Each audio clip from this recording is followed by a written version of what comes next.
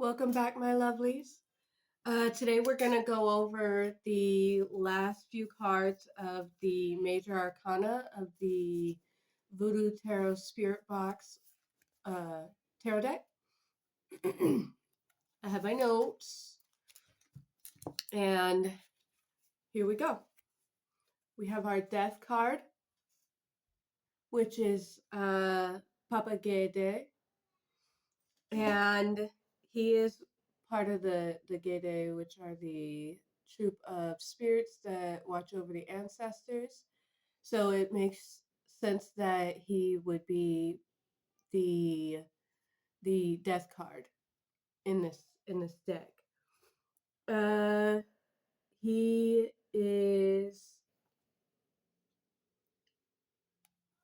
associated with Saint Gerard, and he bridges the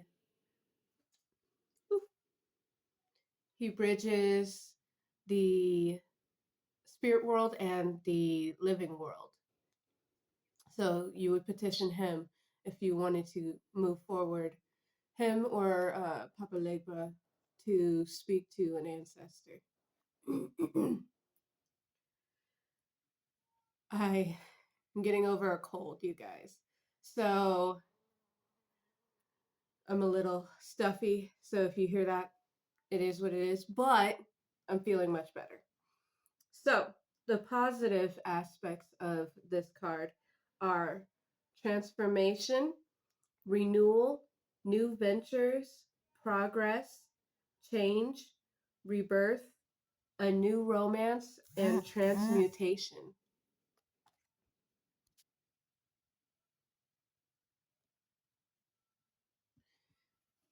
The transverse meanings of this card would be anger, end, loss, immobility, painful breakups, mourning, separation, a lack of faith, harsh truths, resistance to change.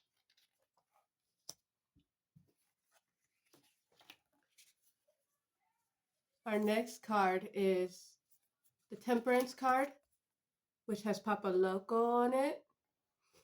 And Papa Loco is depicted here as the principal Loa in Haitian voodoo religion, revered as both the master and healer of his profound knowledge of vegetation, herbs, and trees. He speaks directly to the herbs to find out their healing properties and is used in healing magic. He is associated with um, Saint Joseph and is associated with healing or destruction in the case of justice. So, if he pops up in a card, it is in the positive about healing, it's about adaptation, it's about harmony, cooperation, serenity, and balance. The negative aspects of this card are associated with disharmony, imbalance, disorder, misunderstandings, stagnation, illness, circulatory disorders, unstable situations.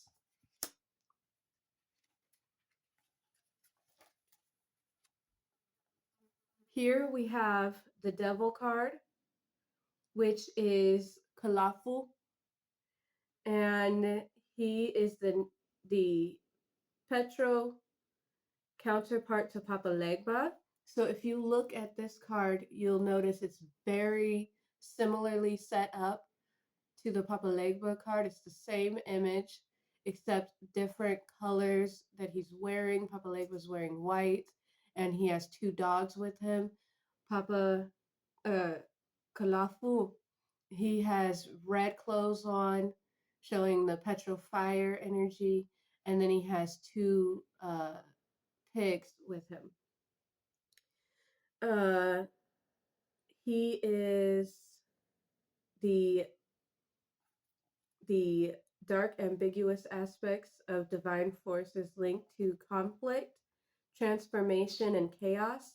He's often called upon for protection against negative influences, curses, spells, or to seek revenge against enemies.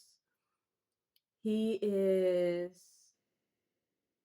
a potent but can be dangerous entity, and he demands respect and caution from his followers, engaging in chaotic yet vibrant energy, requiring readiness and honor any commitments made to him. So, after reading this, I could see, like, because I work with Loki, who is also chaotic, and sorry, there's a fly. uh, he's very chaotic. He can be mischievous. He can be, um, he could be very silly. But Kalafu has a lot of those similar energies, and yes, you can have fun with deities like this, the chaos deities, but you do want to honor them properly so that you don't cause them to send their chaos in your specific scope. Now, in the positive, if this card shows up in your tarot reading, it is about creativity, passion, sexuality, charisma, impulses, contracts. Uh, Again, if you make a promise to this deity, you want to make sure that you hold true to that and mark it with every T, get everything done so as to not dishonor yourself and this deity. This is about subconsciousness, liberation, and audacity. In the negative, this card would be about fear, darkness, restrictions, constraints, addictions, superstitions, temptation, abuse, obsession, risk, betrayal, and lies. All right. For the next card, we have the Tower or the Potomaton. Uh, this is, like I mentioned in the flip through, the Potomaton is a staff or large stick that's usually set in the middle of uh, the ritual space. It is a representation of a connection between the realms of the spirits, the realms of the Loa, and the realms of the living. So it is like a funnel that is there to connect the realms. Okay? So the serpents around it that you see here are Ayeda and Dambalaoeo, and they are the beginnings and the end. And this, in the positive, if it comes up in your reading, is about openings, about emergence, breakthroughs, sudden shifts, enlightenment, breaking old patterns, self-reflection, and a healing crisis.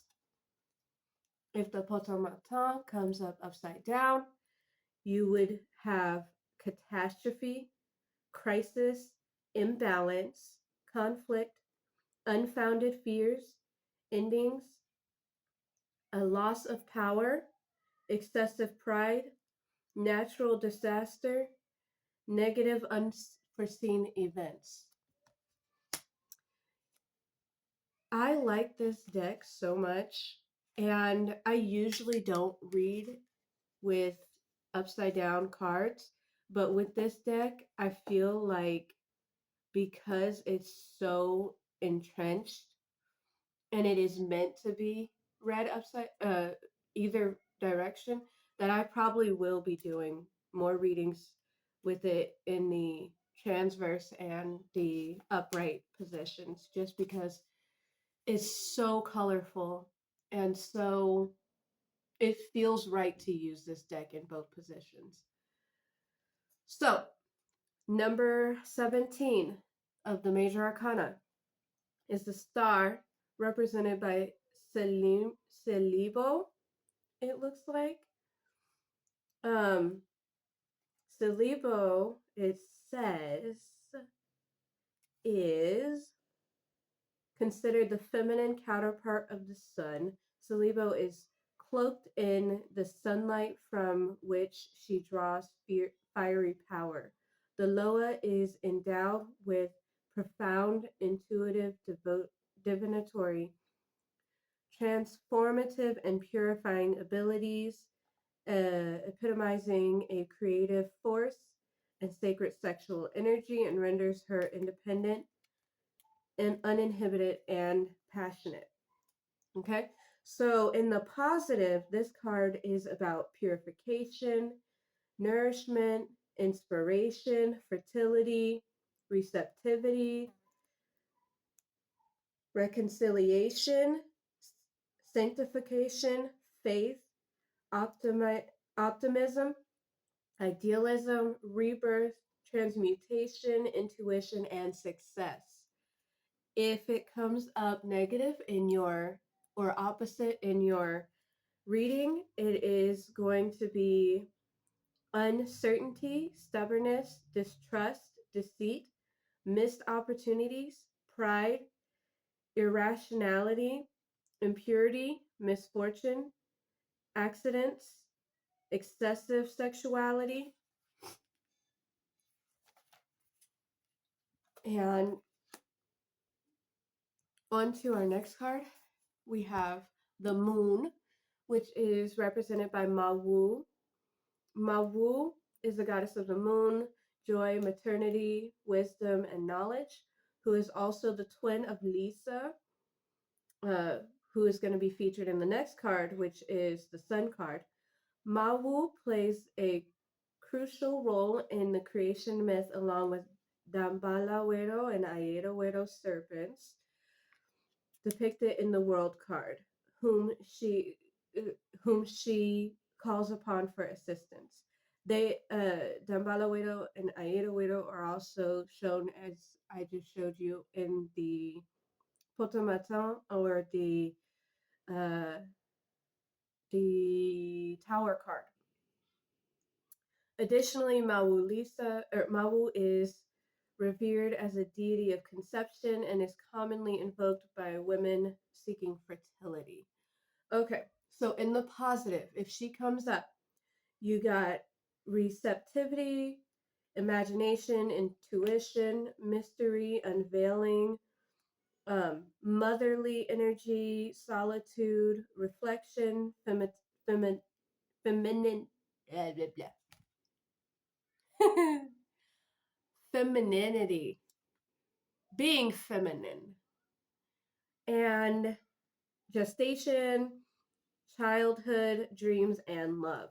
In the negative, upside down, you would have fear, madness, secrets, prejudice, night terrors, superstition, traumas, confusion, insecurity, or anxiety. So I feel that makes sense.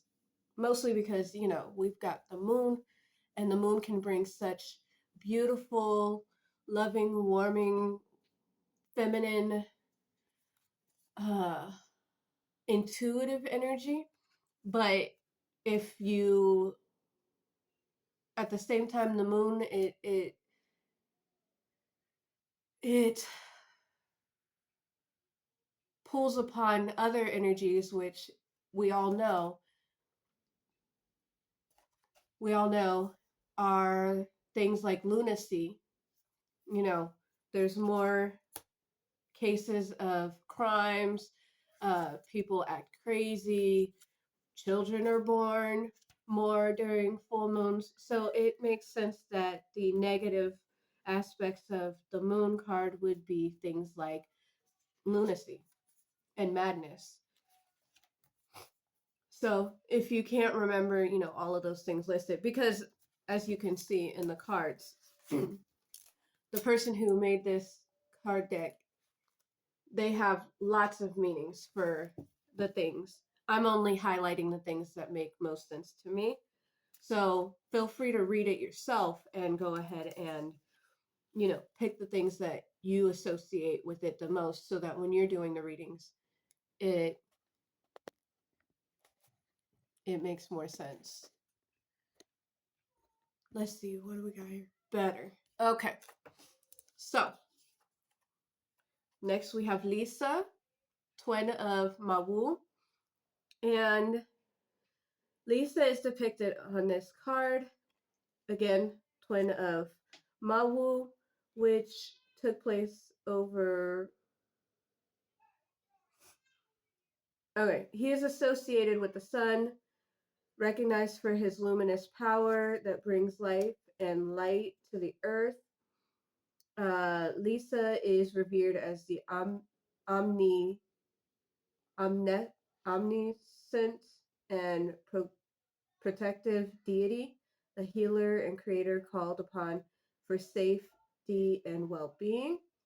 Unlike Mawu, who is credited with creating humans from clay, Lisa practically Lisa's practical and technical abilities have taught humans how to construct civilization. I had a hard time with that. Um, so basically, Mawu created humanity. Lisa gave humanity the information in this myth. Um, gave humanity the information to become civilized.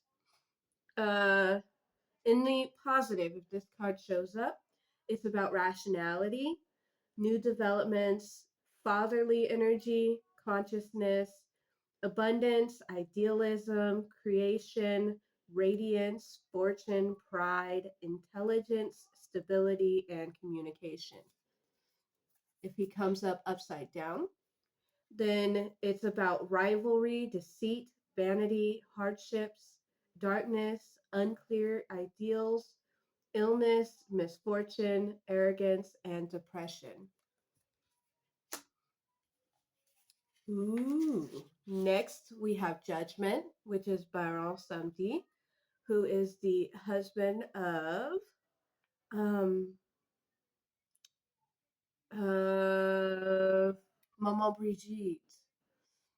All right. So again, another one of the Gede. So we have so far in this, we have three of the Gede in the major arcana: Maman Brigitte, Baron Samedi, and Papa Gede. Awesome. Now, uh, it says in this book, and I quote, the concept of the final judgment is broadly interpreted. It prompts us to reflect on and take responsibility for our past actions, confront repercussions of our choices, and thus prompts us to make pivotal decisions that could steer our lives in new directions.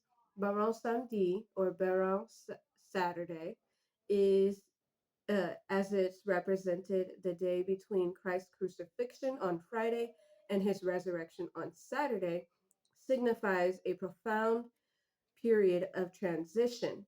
This is among the most potent Loa, serving both as ferryman and judge of the dead, with particularly strong influence in the living world.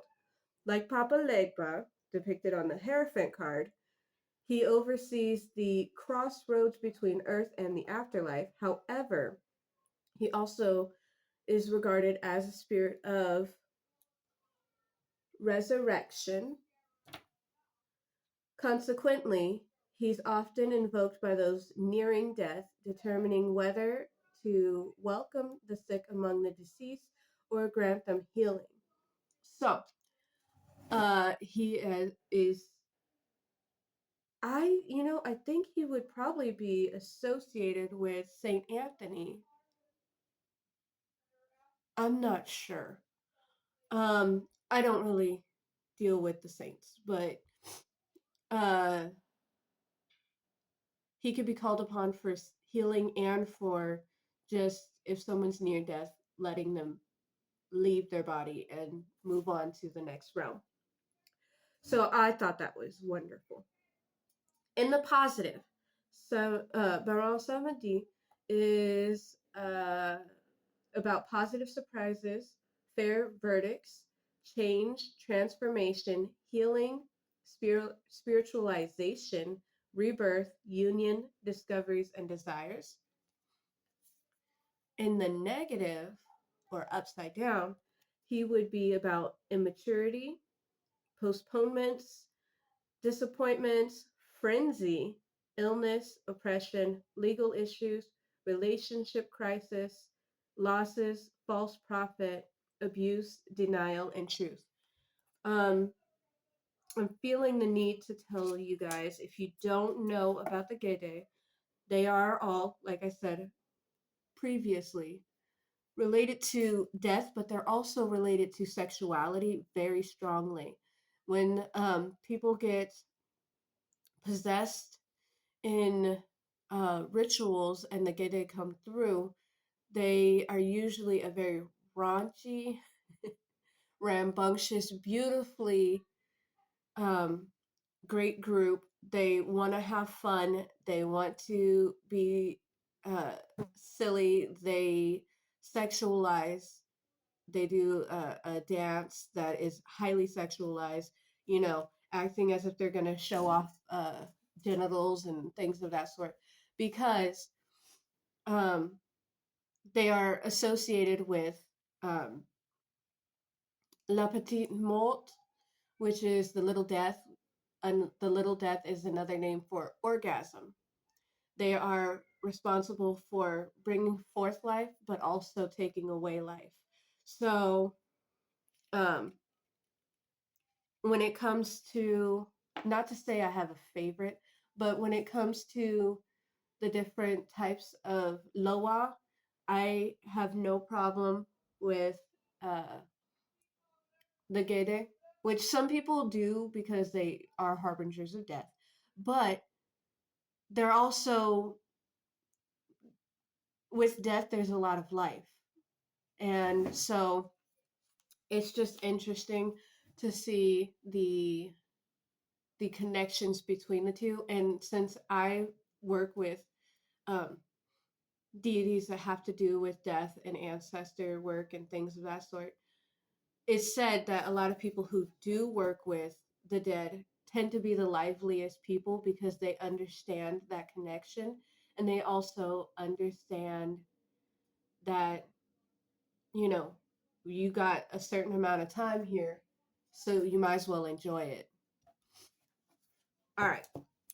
Now that I've stepped off um my soapbox, let's finish this up with the world card, which is Dambala and Ayedo Uero. Okay. I'm going to quote the book again because they just had some really good information in here. So it says, and I quote, this card embodies harmony, achieving balance, success, and the fulfillment of one's goals.